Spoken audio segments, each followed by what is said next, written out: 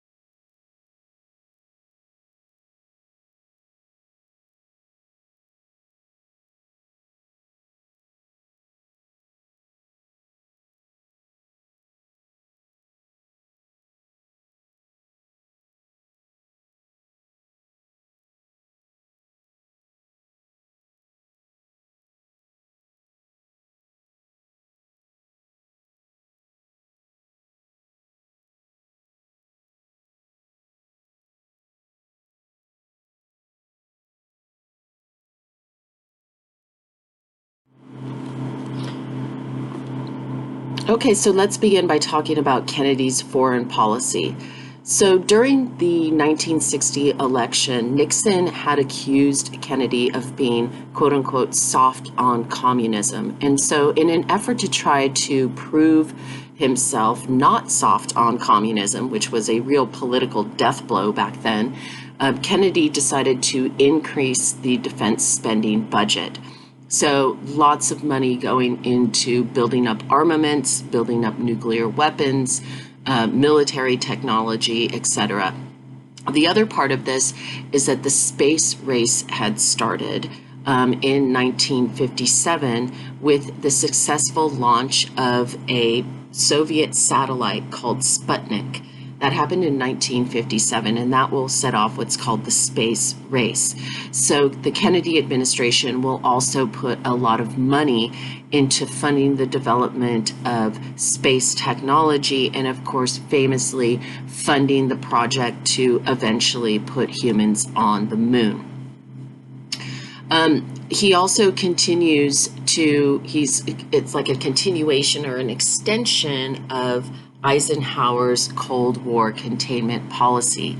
And we're going to talk about how that's going to play out, particularly in South America. As I think I mentioned last time, but maybe I didn't, but I should reiterate this, that the United States during the Cold War era was starting to make enemies abroad, simply because the U.S. was getting involved in a lot of things to try to contain communism from spreading. And by doing so, they were getting involved in other countries' conflicts. They were taking sides, right? There were economic sanctions that were involved, etc. And so in an effort to try to put a more kinder, gentler face on the United States, the Kennedy administration decided to start the Peace Corps. And the Peace Corps is an exchange program where American college students go abroad to developing countries and they try to implement development projects. This might be the building of a well, or it might be teaching people sustainable farming practices. It might be going over and working as a school teacher, right? So there are a lot of different things that you can do for the Peace Corps. And that program began under the Kennedy administration. It still exists to this day. It's not nearly as well funded as it once was.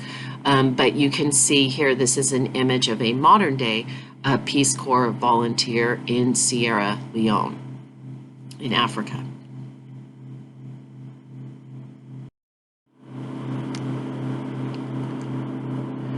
Okay, so one of the most famous symbols of the Cold War, the Berlin Wall, is constructed during the Kennedy administration in August of 1961 by the Soviets. Again, it's seen as a real symbol of the Cold War tensions and divisions.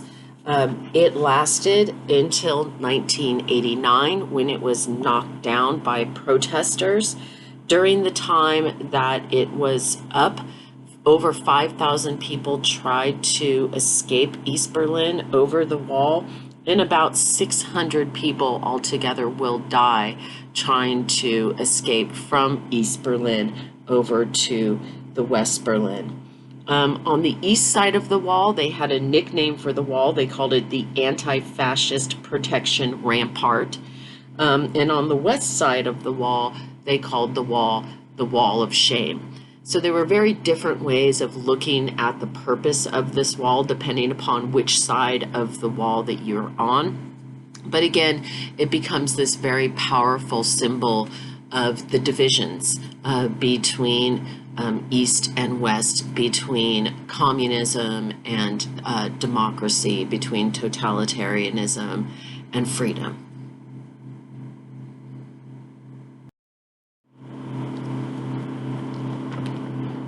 Okay, so now we're going to turn to talking about Cuba and the Kennedy administration. And there are several, we're going to talk about the Cuban Missile Crisis. That's the focus of our lecture here.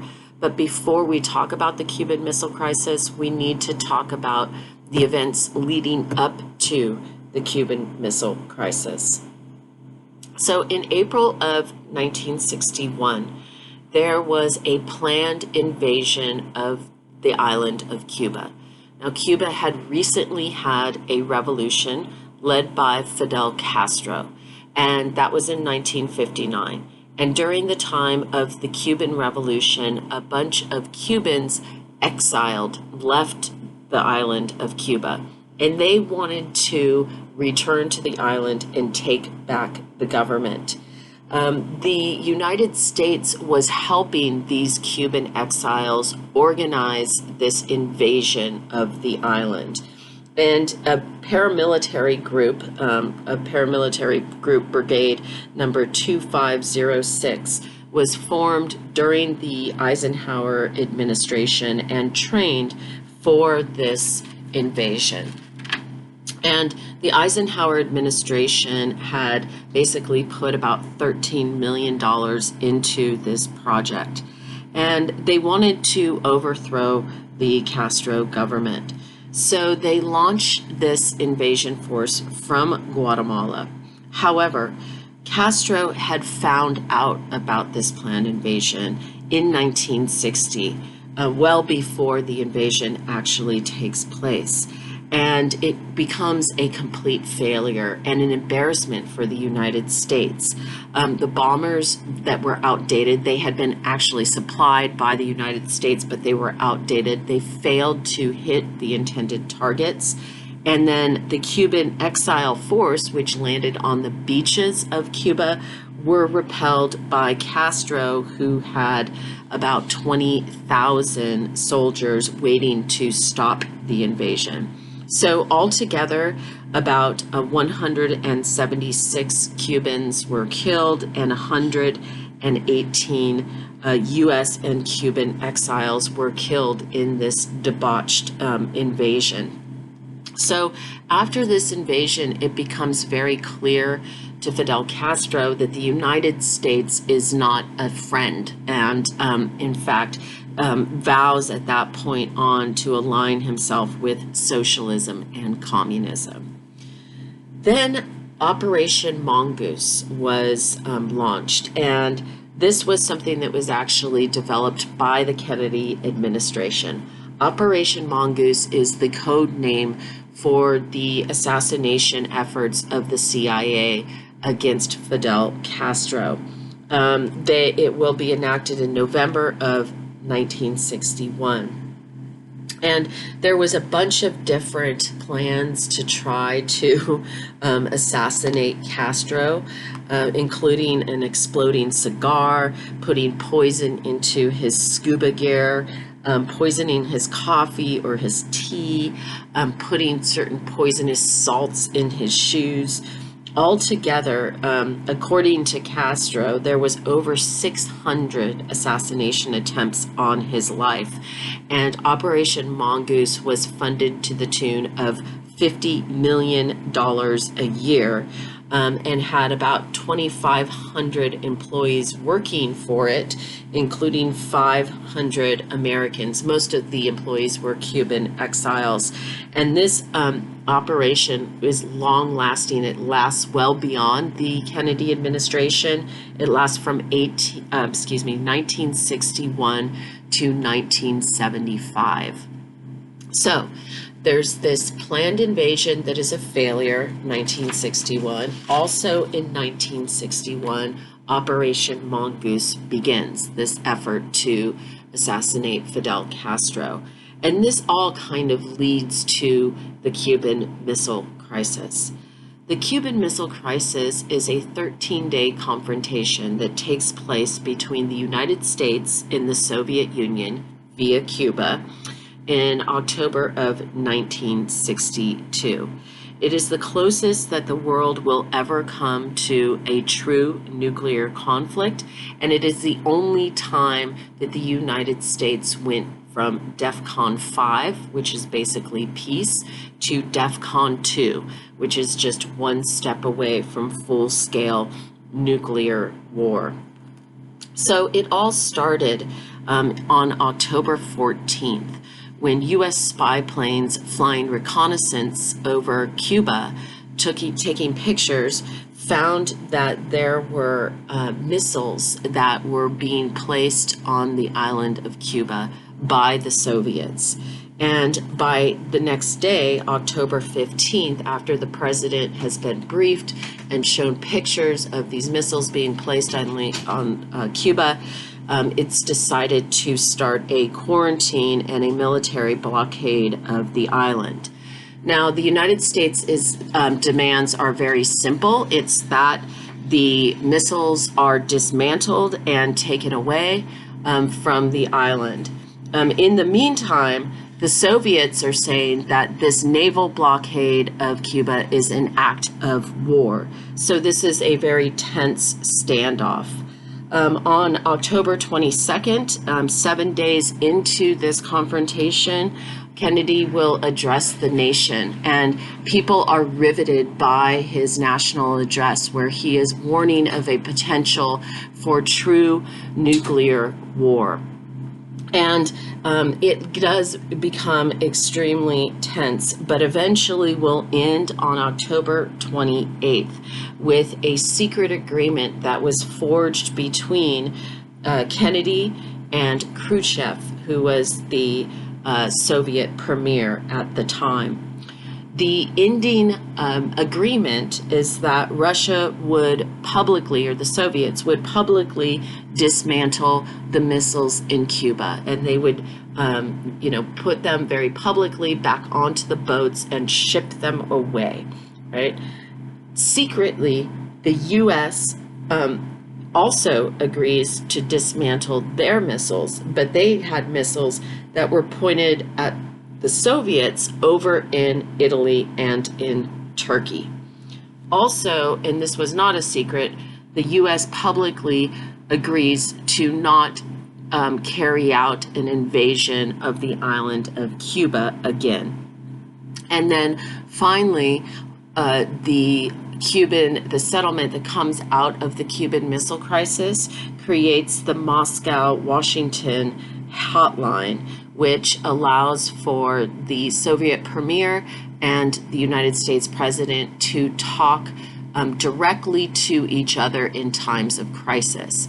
Because one of the problems and one of the reasons why this standoff lasted for 13 days was the fact that these two leaders could not speak directly to each other.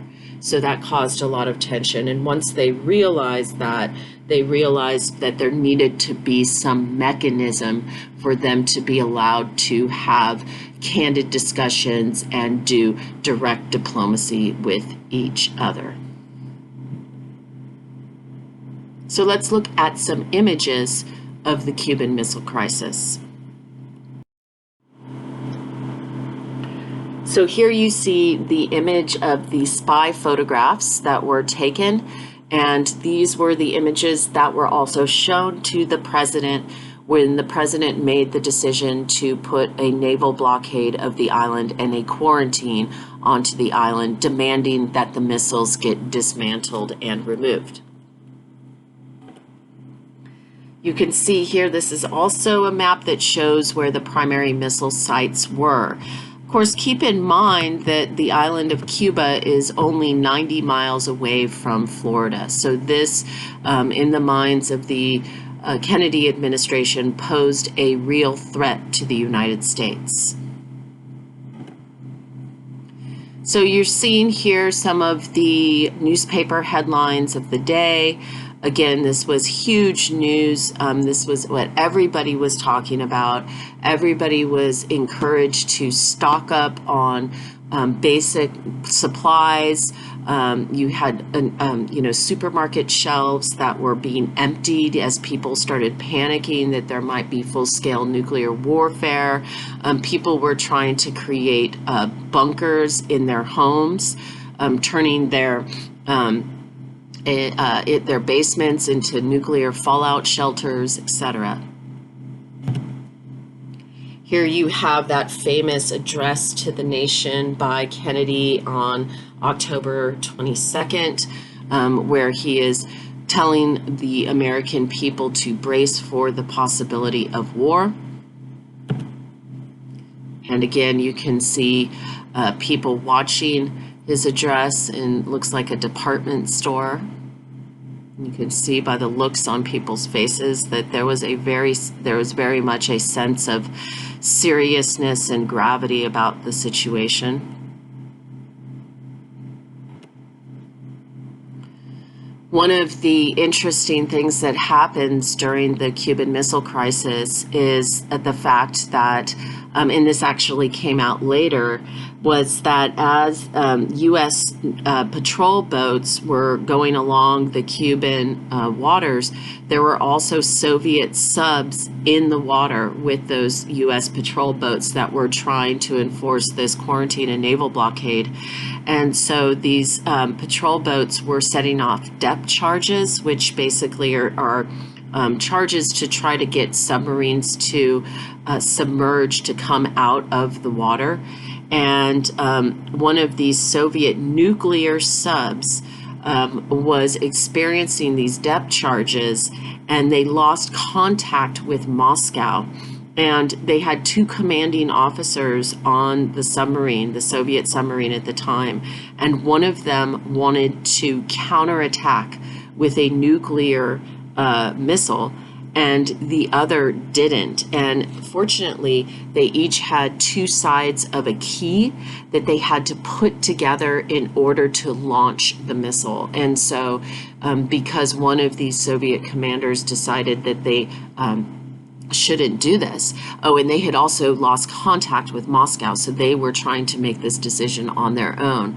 But thank goodness this one Soviet commander decided to wait and to not act without Moscow's permission.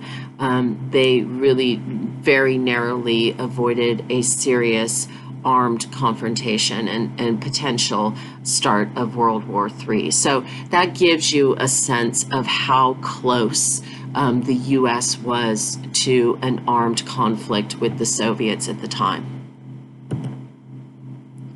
And then here you have Khrushchev and Kennedy sitting down, having a conversation. And again, this is what really created that Moscow-Washington hotline, which allowed for the Soviet Union and the United States to be able, the leaders of those countries, to be able to communicate directly with each other so that there could be very clear, open communication in the time of crisis. And that was very critical moving forward to prevent an escalation like the Cuban Missile Crisis.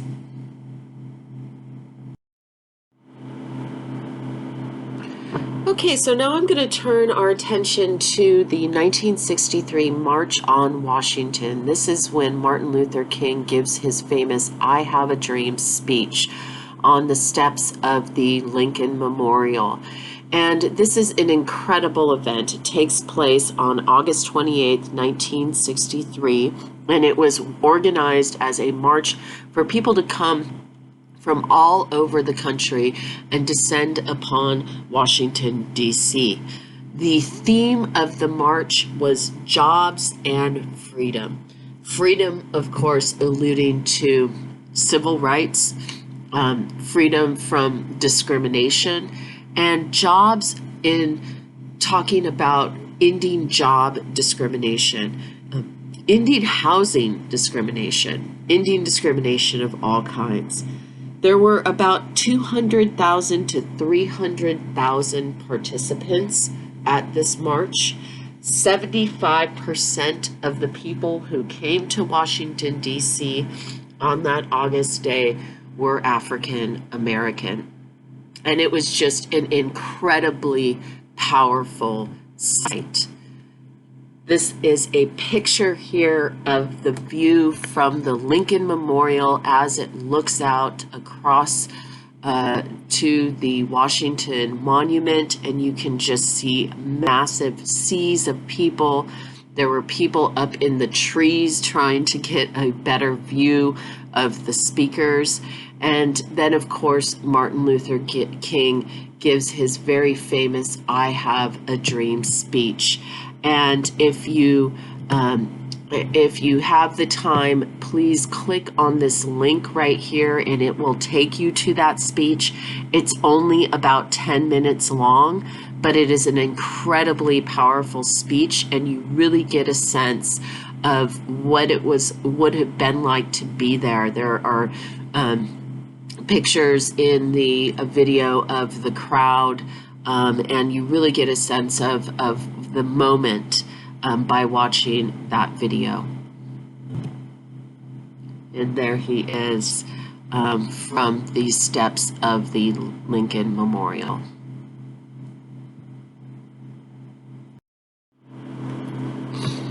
Okay, so Kennedy is faced with a bit of a dilemma. There are several things that are happening for him as we get a couple years into his administration. The first is a stagnating economy, and the wartime years, the post-war years had passed. The real sort of abundance of the 1950s was starting to wane, and the U.S. economy was starting to stagnate as European economies were starting to recover from World War II, and other economies as well, Japanese economies, Chinese economies, etc. So every other country was starting to settle down, and so they were now becoming competitors economically with the United States. But then there was also the issue of the civil rights movement, right? Obviously, with this March on Washington in August of 1963, the Kennedy administration is not going to be able to ignore the issue of civil rights. Now, the Kennedys had talked about supporting civil rights, but in action, they did very little. And it wasn't until towards the time of the March on Washington, D.C., that Kennedy really begins to realize that this is an issue that is not going to go away. And that's when his administration begins to talk about a potential Civil Rights Act in the future. Okay, so there's talk of that, but there's a lot of fear amongst the Kennedy administration that they will lose a lot of their support in the South from the Southern Democrats if they align themselves too much with the civil rights movement. And then there's also the issue of Vietnam. Tensions were growing in Vietnam as there was starting to be a lot of unrest in the streets related to the American puppet leader in South Vietnam. And we're going to talk about that when we get to talking about Vietnam. And so all of these things were really weighing heavy on Kennedy as he was going into a second election cycle. So he was trying to also gear himself up for the election cycle of 1964, where he was planning on running as the incumbent on the Democratic ticket. Okay, so as Kennedy was gearing up for his 1964 presidential bid, he decides to take a trip down to Texas, and he goes there to visit Fort Worth, and then later on in the afternoon visit Dallas, Texas. And he and his wife Jackie arrive in Dallas, Texas in the late morning, November 22nd, 1963.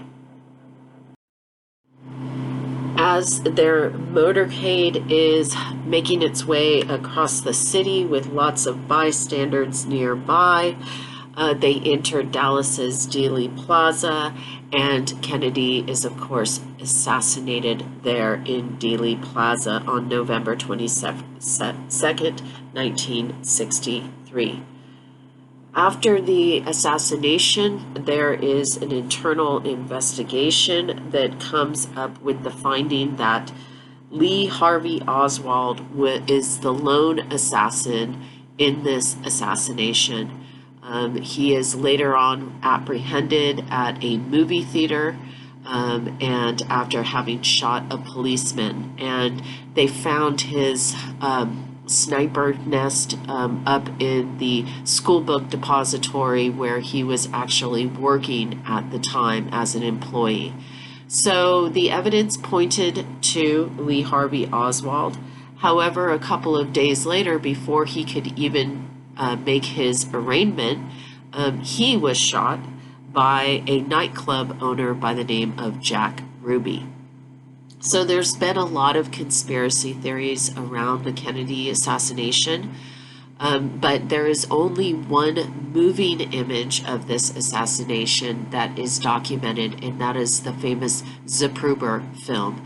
And so if you click on this link that I have provided here at the top of the slide, you will get linked to the Zapruder film and the actual assassination. I should warn you that it is pretty graphic, the assassination, because the shot that actually killed the president shot him through the back of the head and basically blew his head off in the back.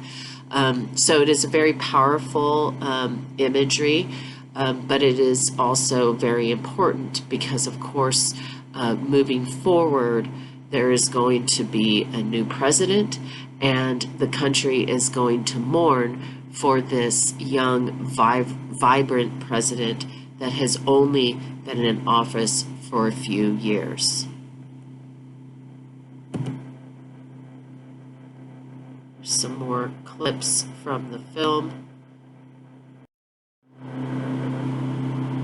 So Lyndon B. Johnson, who is the vice president to John F. Kennedy, will be sworn in as president on Air Force One later that day. You'll notice that Jackie Kennedy, the president's wife, is standing next to him looking obviously very distraught. She had insisted that Kennedy's body be put on Air Force One and brought back to Washington immediately. So there was not a lot of autopsy or examination of the body at Dallas. In fact, they left very abruptly. And as I said, this is a picture of Johnson being sworn in as president.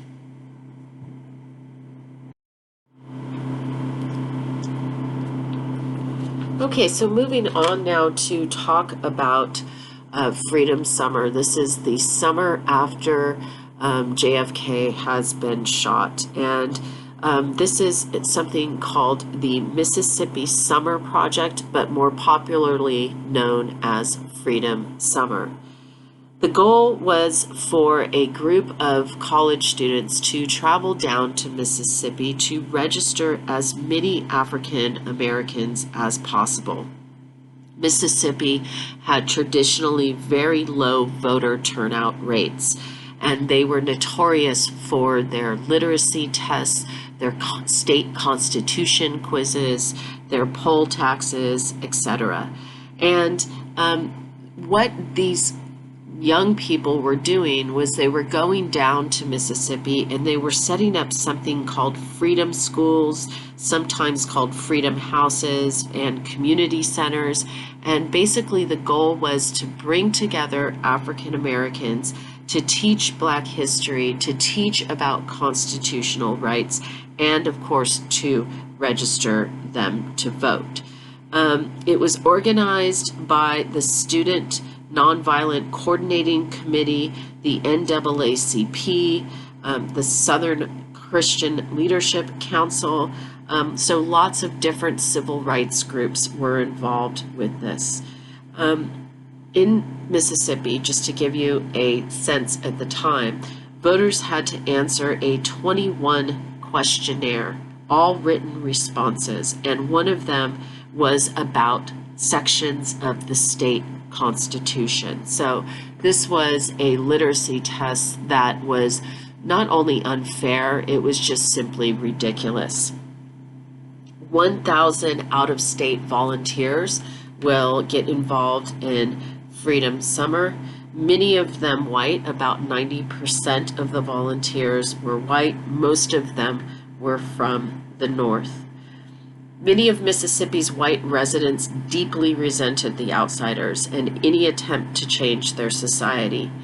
The locals in Mississippi routinely harassed the volunteers. Newspapers called them unshaven and unwashed trash. Their presence in local Black communities sparked drive-by shootings, Molotov cocktails, and constant harassments. The Ku Klux Klan and the White Citizens Council would try to use murder, arrests, beatings, arson, spying, firing, convictions, and other forms of intimidation and harassment to oppose the project and to prevent any African Americans in Mississippi from registering to vote. Over the course of the 10-week project, however, the Freedom Summer volunteers were very successful. At least 3 of the, over the course of, these are examples of the type of violence. Over the course of the 10-week project, 4 civil rights workers were killed. At least 3 Mississippi African Americans were murdered because of the civil rights movement. 4 people were critically wounded. 80 Freedom Summers workers were beaten. 1,062 people were arrested. 37 churches were bombed or burned, and 30 Black homes or businesses were also bombed and burned. The story of the 4 civil rights workers that were killed, one was killed in a head-on collision. The other, Michael Scrivener, James Chaney, and Andrew Goodman, they actually disappeared and were eventually found murdered. And it was it ended up that they were taken out into a very remote area of the state, and they were shot. 2 of them were shot at point blank range, and Chaney, who was the African American amongst them, was chased, beaten mercilessly, and then shot 4 times. So it was a very violent and a very intense civil rights action, but it was very important because not only were these young people doing an extremely good service to the community by registering Black voters, but it also brought attention to the violence in these places in the South that were so resistant to change.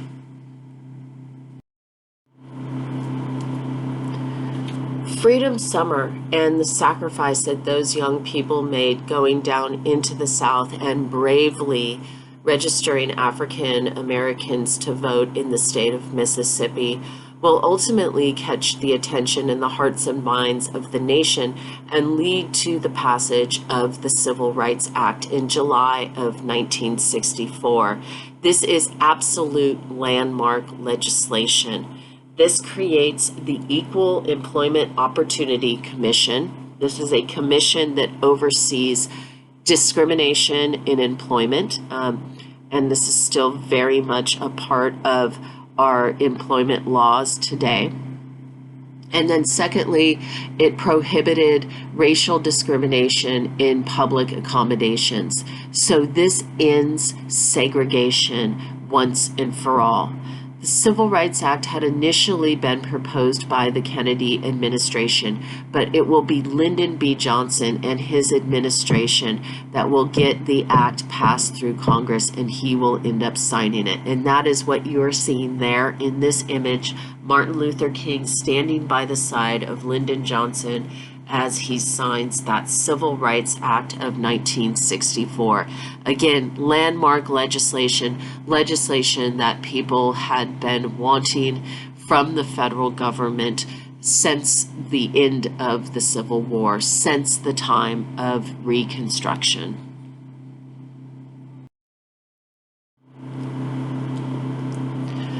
So Lyndon B. Johnson is going to run on the Democratic ticket in 1964.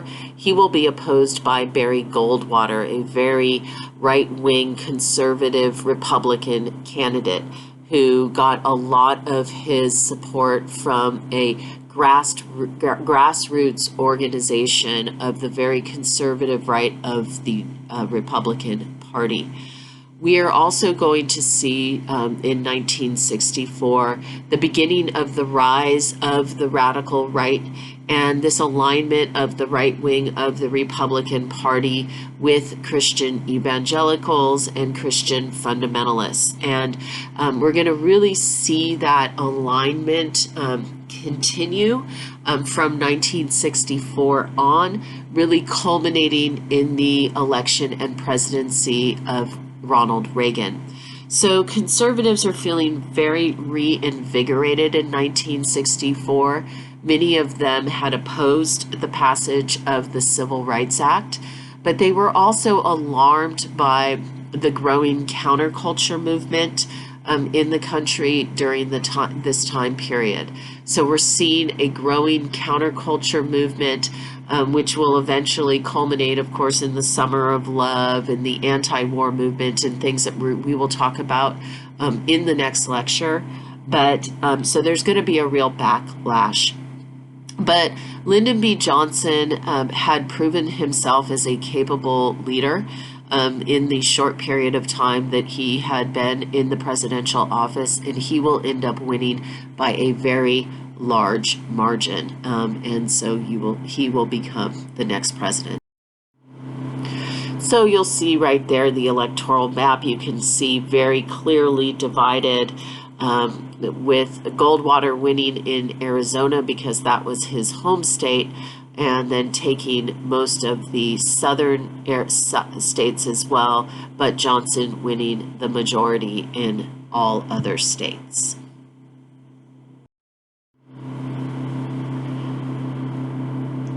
So Lyndon Johnson was known for his idea of the Great Society. And part of his notion of the Great Society was the creation of a war on poverty. And he gives this speech, it is part of his campaign speech in January of 1964, where he talks about creating a program for kindergarten and preschool children for low-income families. That's also known as Head Start. Creating a food stamp program for surplus food in the United States, so that people can get food vouchers in order to put food on the table. The work study program, which is also part of the federal financial aid package, and this would alleviate student debt. And then Medicare and Medicaid, which are both the federal health care programs. Another idea that came out of this war on poverty and this Great Society idea that the Johnson administration had was the creation of the Housing and Urban Development Division of the federal government, and also known as HUD. And this was charged with, in the 1960s, creating low-income housing for people, particularly in urban areas. Also supported by the Johnson administration was the Voting Rights Act of 1965, which will eliminate literacy tests and poll tax, making it illegal to have those in the United States. The Voting Rights Act also makes registering to vote more accessible to the average person. And then finally, the Immigration and Nationality Act of 1965, which eliminated quotas based on nationality. So from 1924 until 1965, there was an Federal Immigration Act in place that put quotas on nationalities. So let's say you were from Italy. Well, only a certain amount of Italians could immigrate to the United States in any given year, or only a certain amount of Polish people could immigrate to the United States in any given year. So it put quotas on nationalities. There was an exception to that quota system, and that was actually any country within the Western Hemisphere. So actually, Mexico was not part of that quota system, nor was any country in Central America or South America.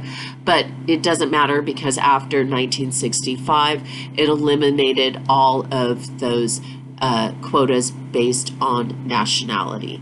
Today, I believe that the quota for regular immigration into the United States is somewhere around 650,000 a year, and that does not include people who are coming as refugees or, escaping some kind of persecution. So that's a different category.